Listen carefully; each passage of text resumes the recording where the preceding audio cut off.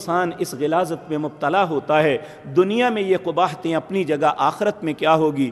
رسول اللہ صلی اللہ علیہ وسلم فرماتے ہیں جب میں معراج پہ گیا میں نے زمین و آسمان کے درمیان دیکھا کچھ عورتیں ان کے سینوں میں کانٹے ڈال کے زمین و آسمان کے درمیان لٹکایا ہوا تھا، وہ کتوں کی طرح بھونک رہی تھی۔ میں نے پوچھا یہ کون ہے؟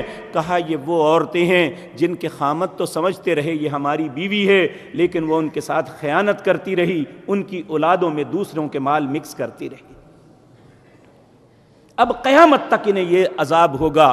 اور دوسرا وہ آپ نے فرمایا جب مجھے جہنم کے قریب لے جایا گیا، جہنم میں مختلف طبقات کو دکھایا گیا، وہاں بہت بڑا تندور کی شکل میں ایک بنی ہوئی تھی جس کے اندر نوجوان لڑکے اور لڑکیاں ننگے تھے، اور نیچے سے آگ اتنی شدت سے نکلتی، وہ آگ کی شدت سے سارے اوپر آ جاتے، چیختے چنگاڑتے تھے۔ میں نے پوچھا یہ کیا ہے؟ انہوں نے کہا یہ آپ کی امت کے وہ افراد ہیں جو زندگی میں زنا کیا کرتے تھے۔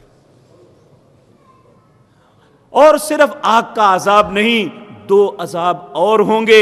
ایک عذاب یہ ہوگا اللہ ان کے جسموں سے ایسی بدبو نکالے گا، نبی کریم صلی اللہ علیہ وسلم نے فرمایا پسے ہوئے گندے اور غلیظ پخانے کی اتنی بدبو نہیں ہوتی جیسی بدبو اللہ ان کے جسموں میں ڈال دے گا، جو سارے جہنمیوں کو تنگ کرے گی اور انہیں اتنا بدصورت اور بد فطرت بنا دے گا۔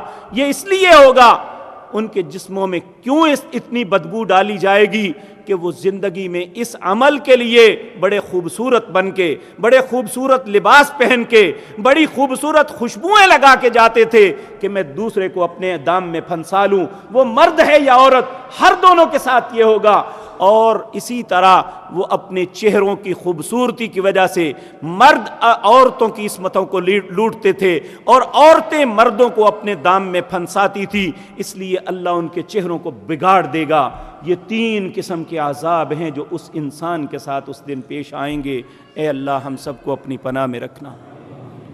میرے عزیز بھائیو، سوچ یہ آتی ہے ممکن ہے اس معاشرے میں رہتے ہوئے ہم سے بھی بہت سی کوتاہیاں ہوئی ہو، کیا ہمارے لیے کوئی رستہ ہے؟ تو میرے عزیز بھائیو، اسلام نے اس کے لیے بڑی سخت سزائیں مقرر کی ہیں، لیکن انسان خود کسی کو سزا نہیں دے سکتا۔ حکومت وقت جو ہے وہ اسلام کے نظام کو نافذ کرے اور ان لوگوں کو سزائیں دے جو ایسے کردار کے متصف ہوتے ہیں، تو اس سزا کی وجہ سے ممکن ہے آخرت میں وہ اللہ کے عذابوں سے بچ جائے۔ لیکن اگر اس کا کردار پھر بھی وہی ہے تو سزا ملنے کے باوجود وہ اپنے گناہ پہ نادم نہیں ہے، تو پھر وہ دنیا اور آخرت کی دونوں سزاؤں کا مستحق بنے گا۔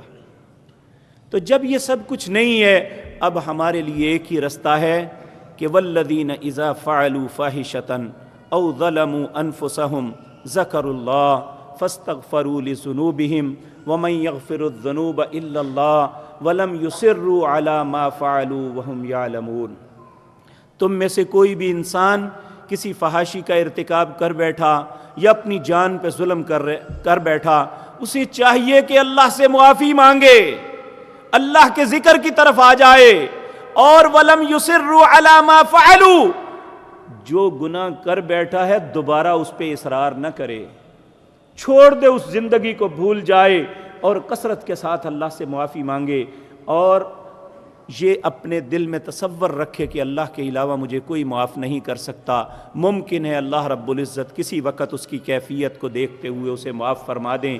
اگر خدا نہ خواستہ، اگر اللہ نہ کرے ہم میں سے ایسی کوتاہیاں اپنے دامن میں لے کے انسان مر گیا تو وہ ایمان کی موت نہیں مرتا، اسے بہت سی لمبی سزاؤں کو بھگتنا پڑے گا۔ اللہ رب العزت ہمیں محفوظ فرمائے۔ نبی کریم صلی اللہ علیہ وسلم کی ایک دعا، یہ ہمیں اپنی زندگی کا، اپنی سانسوں کا حصہ بنا لینا چاہیے۔